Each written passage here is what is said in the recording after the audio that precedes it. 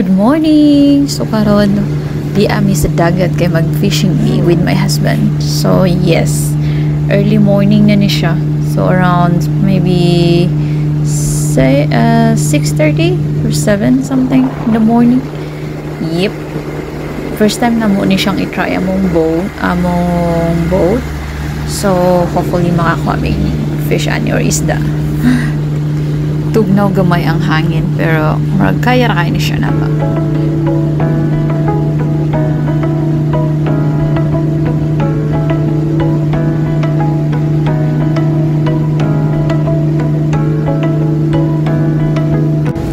Look at that guys, nindot kayo ang sunrise, especially pag naka sa dagat, no?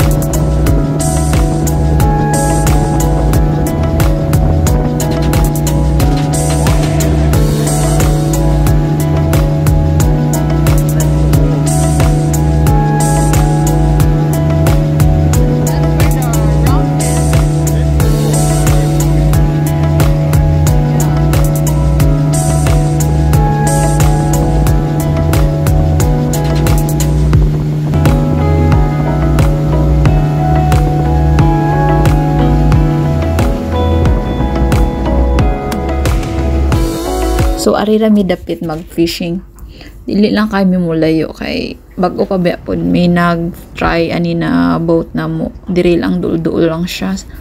So look at this, man is busy preparing for our fishing gear, the catcher. Fishing catcher?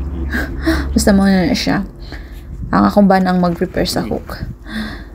Tiglabay. Of course, di mawa ang picture. A few moments later. Og karon nakakuha na jud mi og isda. See? Kana siya. Mo na nakuha. Happy na mi sa among nakuha. So muuli na mi. So 9:30 na. So mga 2 hours pud ming nag-fishing. Sakto dili kayo siya init.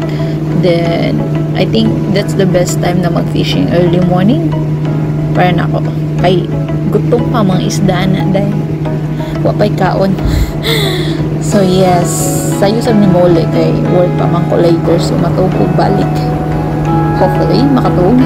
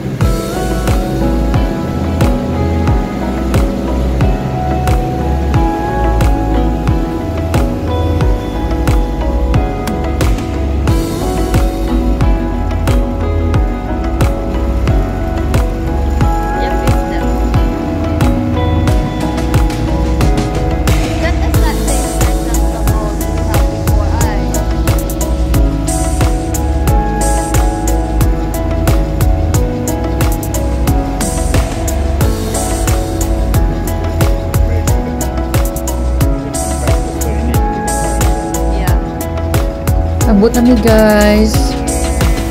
Dili kami nag-park, dili na po naman siya gilaon siyang boat. Narami sa may port, sa may mga ray.